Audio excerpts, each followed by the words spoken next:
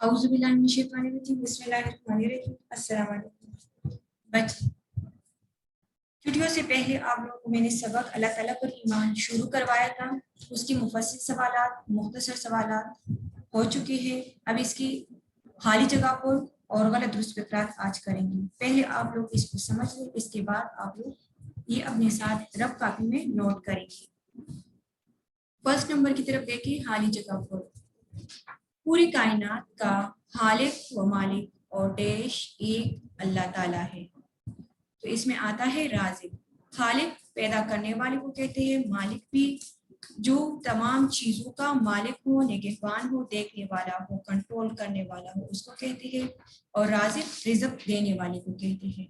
तो इस पूरी कायनात का खालिक, मालिक और राज़िक एक अल्लाह ताला है। सेकंड है, अल्लाह ताला ज़ात वडेश में एक है। तो इसमें आता है सिफात। ज़ात वजूद को कहते हैं। आप लोग को मैंने बताया था कि अल्लाह ताला की तरह किसी और का वजूद नहीं है। इस तरह सिफात में भी उसका कोई और शरीक नहीं है। थर्ड नंबर है, इस्लामी तालीमात में सबसे ज़्यादा जोर डैश पर दिया गया है, तो वो है अक़ीदे तौहीद। अक़ीदा आप लोग को मैंने बताया था, पुख्ता यकीन को कहते हैं, और तौहीद अल्लाह ताला को एक मानने को कहते हैं। तो जो फर्स्ट चीज़ है जिसके ज़रिए इंसान जो है मुसलमान हो जाता है, वो है अक़ीदे तौहीद, कि बंदा इस बात पर ईमान लाए कि सिर्फ अल्लाह ताला ही एक है, उसकी तरह कोई और वजूद या सिफात में कोई और उसका शरीक नहीं है। फोर्थ नंबर है, सिरातुल मुस्तकीम की मानी है डैश। ये अरबी के अल्फाज है और उर्दू मीनिंग इसके है सीधा रास्ता। नमाज में हम अल्लाह ताला से दुआ करते हैं कि हमें सीधा रास्ता दिखा दे। फिफ्थ नंबर है, नाबुदू की मानी है डैश। ये भी अरबी का लफ्ज़ है, उर्दू मीनिंग इसकी है हम इबादत करते हैं। नमाज में हम ये कहते हैं कि हम अल्लाह ताला से कहते हैं कि हम खास आपकी इबादत करते हैं और खास आपसे ही मदद चाहते हैं। अब गलत दुरुस्त फिक्रात की तरफ देखें। नंबर फर्स्ट है, तौहीद शिर्क की ज़िद है। तो ये दुरुस्त है। आप लोग को मैंने बताया है, तौहीद अल्लाह ताला को एक मानने को कहते हैं, और शिर्क अल्लाह ताला के साथ किसी और को शरीक करने को कहते हैं। तो ये दोनों एक दूसरे के ज़िद है, अपोजिट है। तो ये क्या है, दुरुस्त है ये जुमला। सेकंड नंबर है, सूरह इखलास में अक़ीदे आखिरत की वजाहत की गई है। ये जुमला गलत है, क्योंकि सूरह इखलास में अल्लाह ताला की वहदानियत जो है उसकी इकरार की गई है कि अल्लाह ताला एक है, उसका कोई शरीक नहीं है, ना वो किसी का बाप है और ना किसी का बेटा है। थर्ड नंबर है, निज़ाम कायनात का सही तौर पर चलना अल्लाह ताला की वहदानियत की दलील है।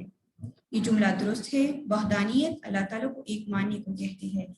तो ये जो दुनिया का पूरा निज़ाम चल रहा है सही प्रॉपर तरीके से, दिन रात आ रही है जा रही है, सूरज तुलू हो रहे, गुरूब हो रहे, मौसम अपने अपने मुकर्रर वक्त पर चेंज हो रहे, ये सही निज़ाम जो चल रहा है, तो इस बात की निशानी है कि इस पूरी दुनिया को सिर्फ एक ज़ात जो है वो कंट्रोल कर रहा है, और वो एक ज़ात जो है वो अल्लाह ताला की है। तो ये जुमला दुरुस्त है।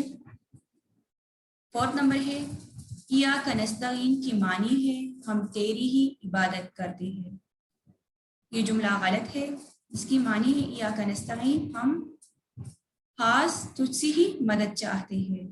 ये जुमला गलत है। फिफ्थ नंबर है, अक़ीदे तौहीद इंसानी ज़िंदगी पर मुस्बत असरात मुरतब करता है। ये जुमला दुरुस्त है।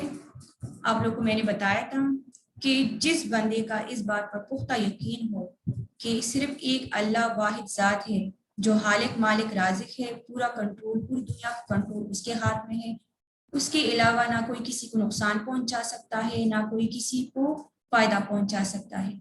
तो जब ये ईमान और ये अक़ीदा किसी का पुख्ता हो, तो खुद ब खुद उस बंदे की पूरी लाइफ जो है वो चेंज हो जाती है।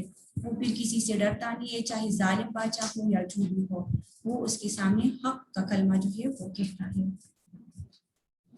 अभी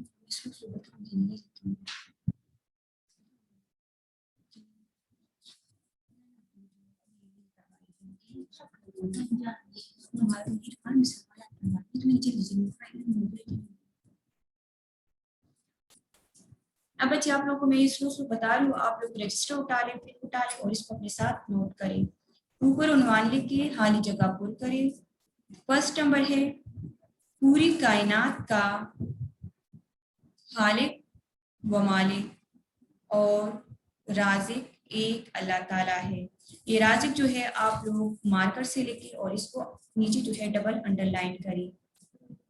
سیکنڈ نمبر ہے اللہ تعالیٰ ذات و صفات میں ایک ہے.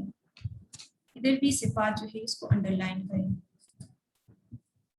تھرڈ نمبر ہے اسلامی تعلیمات میں سب سے زیادہ زور عقیدے توحید پر دیا گیا ہے. فورتھ نمبر ہے بچے آپ لوگوں نے جو بھی نوٹ کرنا ہے رف نوٹ بک میں نوٹ کیا کریے. ڈیلی بیسس پہ یہ کوشچن نہ پوچھا کرے کہ نیٹ میں نوٹ کرے کہ رف میں نوٹ کرے. بچے آپ لوگ کو ہم جو کام کروا رہے ہیں تو ڈیلی بیسس پر ہم آپ لوگ کو یہ کہتے ہیں اور آپ لوگ اپنے مائنڈ میں یہ بٹا لیں کہ آپ لوگ اپنے ساتھ یہ رف رجسٹر میں نوٹ بک یا جو بھی ہو اس میں اپنے ساتھ یہ نوٹ کیا کریں. نیٹ نوٹ بک میں نہ نوٹ کیا کریں اور بار بار یہ کوشچن بھی نہ پوچھا کریں. آپ لوگ کو ہم نے اسٹارٹ میں کلیئر کٹ بتایا تھا کہ نیٹ نوٹ بک جو ہے وہ اپنے ساتھ سنبھال کر رکھ لی. ابھی آپ لوگ اس کو یوز نہ کریں. آپ لوگ اپنے لیے ایک رف رجسٹر یا نوٹ بک ارینج کر لیں اور جو کام جس سبجیکٹ میں بھی ہم آپ لوگ کروا رہے ہیں یہ اس میں رائٹ کیا کریں اپنے ساتھ. فورتھ نمبر ہے صراط المستقیم کے معنی ہے سیدھا راستہ. ففتھ نمبر ہے نعبدو کی معنی ہے ہم عبادت کرتے ہیں. اس میں جو بلینک ہے یہ آپ لوگ بلیک یا بلو مارکر سے اپنے لیے رائٹ کر اور اس کو ڈبل انڈر لائن کریں. اب نیکسٹ پیج پر لے کے غلط درست فقرات اوپر ہیڈنگ دے دیں عنوان غلط درست فقرات. فرسٹ نمبر ہے توحید شرک کی ضد ہے. تو اب اس میں جو آپ لوگ ٹک اور کراس لگائیں گے یہ آپ لوگ مارکر سے لگائیں. یہ جملہ درست ہے تو اس کو ٹک لگائیں. سیکنڈ نمبر ہے سورہ اخلاص میں عقیدہ آخرت کی وضاحت کی گئی ہے. یہ جملہ غلط ہے تو اس کو کراس لگائیں. تھرڈ نمبر ہے نظام کائنات کا صحیح طور پر چلنا اللہ تعالیٰ کی وحدانیت کی دلیل ہے. یہ بھی درست ہے. فورتھ نمبر ہے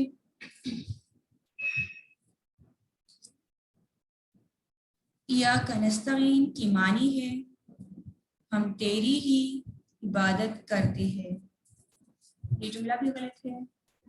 لاسٹ نمبر ہے عقیدہ توحید انسانی زندگی پر مثبت اثرات مرتب کرتا ہے. یہ جملہ درست ہے. یہاں تک آپ لوگوں کا فرسٹ سبق جو ہے اللہ تعالیٰ ایمان کمپلیٹ ہو جاتا ہے. آپ لوگ یہ لکھیں. اس کے بعد آپ لوگ بچی کتاب نکالیں. آج اس کے بعد ابھی ہم سبق نمبر دوسرا جو ہے نماز وہ شروع کریں گے. کتاب صفحہ نمبر 16 آپ لوگ نکالیں اور ہاتھ میں پینسل بھی پکڑے. جو مشکل الفاظ آتے جائیں گے آپ لوگوں کو میں اس کی میننگ بتا دی جاؤں گی. آپ لوگ اس لفظ کو انڈر لائن کر کے اس کی اوپر یا نیچے اس کی میننگ لکھتے جائیں. کتاب صفحہ نمبر 16 فرسٹ پیراگراف کی طرف دیکھیں. سبق نماز. مفہوم. نماز کو عربی میں صلاۃ کہتے ہیں.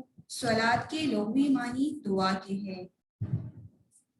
دعا اللہ تعالیٰ سے کچھ مانگنا التجا کرنا اس کو کہتے ہیں. کیونکہ نماز میں بھی ہم اللہ تعالیٰ سے التجا کرتے ہیں مانگتے ہیں. کس چیز کی؟ بخشش مانگتے ہیں.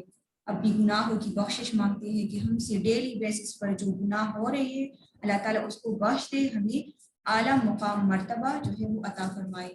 تو اس لیے اس صلاۃ کو دعا بھی کہتے ہیں.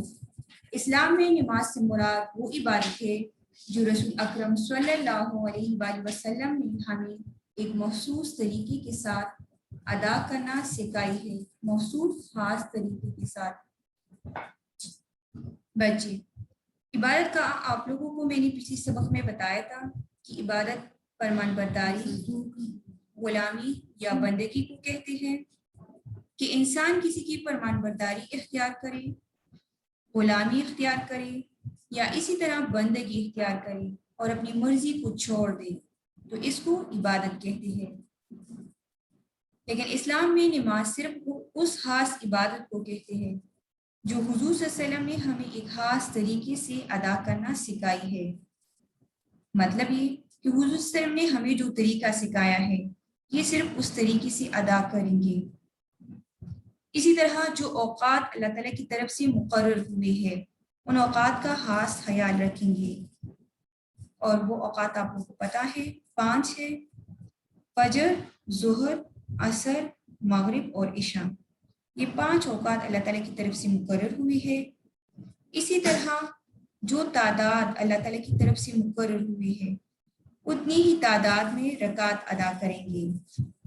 اب اگر کوئی بندہ ان باتوں کا خیال نہیں رکھے گا اور اپنی مرضی سے اور اپنی طریقے سے اٹھے گا، بیٹھے گا، سجدے کے لیے جائے گا، رکوع کرے گا، یا اسی طرح اپنی مرضی کی رکعت ادا کرے گا، یا اپنی مرضی کے وقت میں نماز ادا کرے گا، اور حضور صلی اللہ علیہ وسلم اور اللہ تعالیٰ کی طرف سے جو اوقات، رکعت اور طریقہ مقرر ہوا ہے جو انہوں نے ہمیں بتایا ہے ان کا بندہ خیال نہیں رکھے گا تو وہ نماز نہیں ہوگی۔ نماز صحیح طریقے سے ادا کرنے کے لیے ضروری ہے کہ بندہ نماز کا طریقہ، نماز کا وقت اور مقدار مطلب رکعت کا خیال رکھے گا۔ آگے ہے اہمیت۔ دین اسلام میں نماز کی بہت اہمیت ہے۔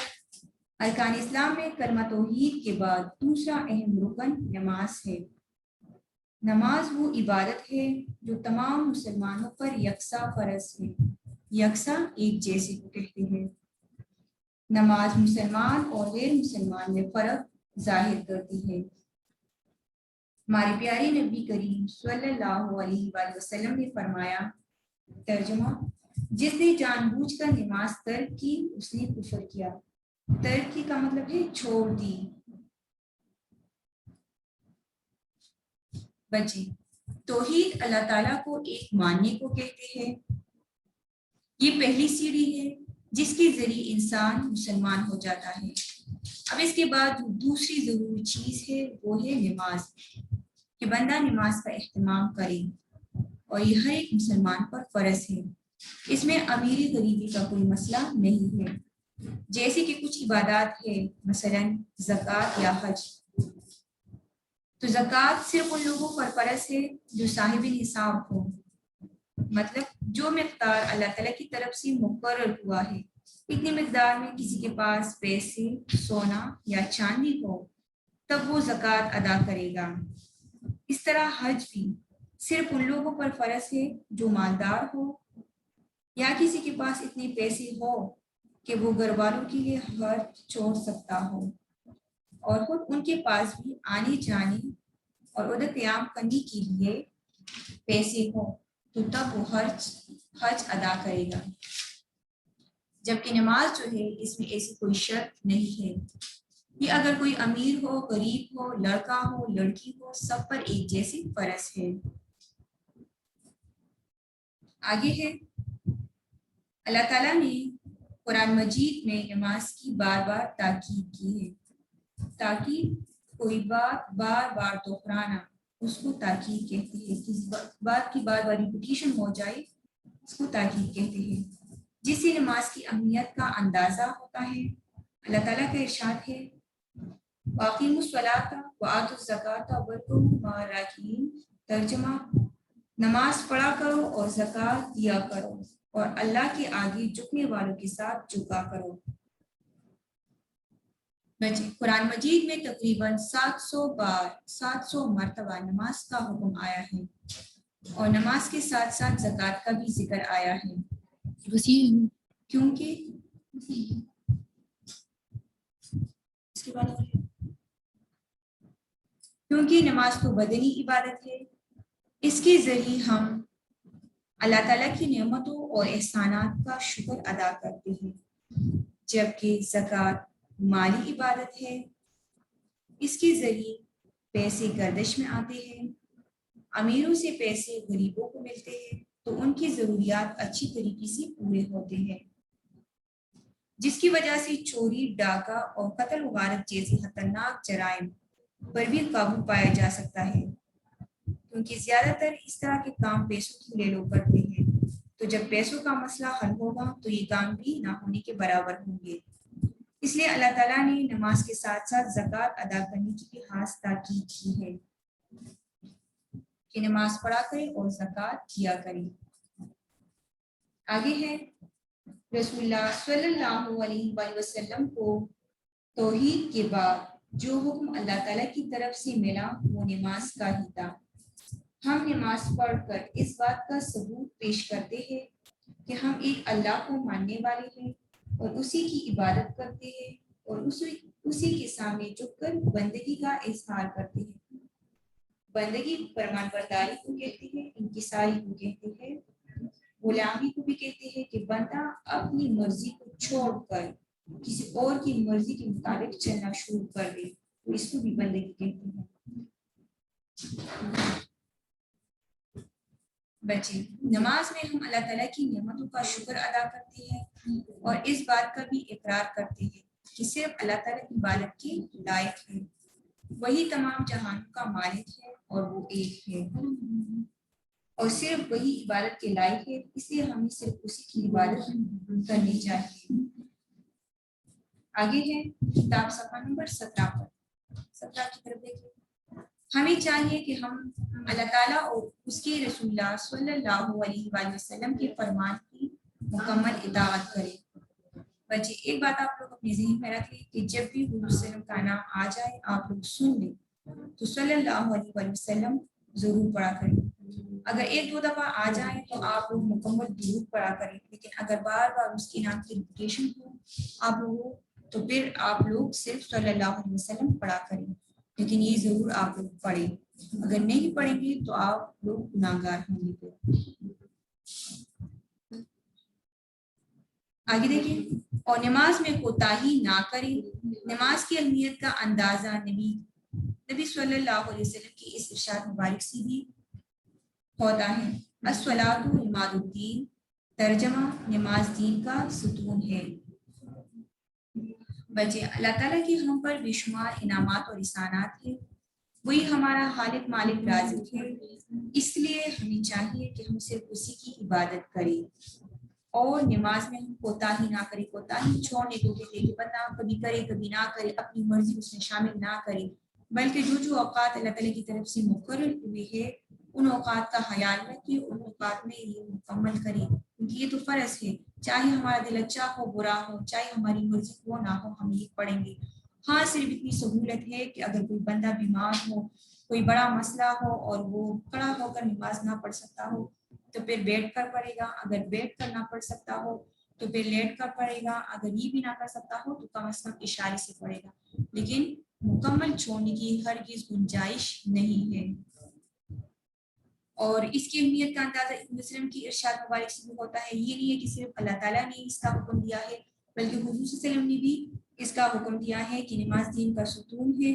ستون پیلر کو کہتے ہیں جس پر پوری چھت یا اس بلڈنگ کا دار و مدار ہوتا ہے. اگر وہی کمزور ہو تو پھر وہ چھت جو ہے وہ بھی کمزور ہوتا ہے, تھوڑی سی ہوا آ جائے طوفان آ جائے تو وہ چھت جو ہے وہ گرنے لگتا ہے. اس طرح اگر ہم نماز نہیں پڑھیں گے اور باقی اچھے اعمال کریں گے تو ہمارا ایمان کمزور ہوگا, تھوڑی سی سختی وغیرہ آئے گی تو ہمارا ایمان ہم سے جاتا رہے گا. بچے آج کے لیے اتنا کافی ہے, آپ لوگ کوشچن ہو تو پوچھ سکتے ہیں. ہوم ورک میں بچے آپ لوگ جو آپ لوگ کا پچھلا سبق ہے, سبق اللہ تعالیٰ کو ایمان, اس کا مفصل سوال نمبر 1 اور 2 وہ آپ لوگ آج لرن کریں گے.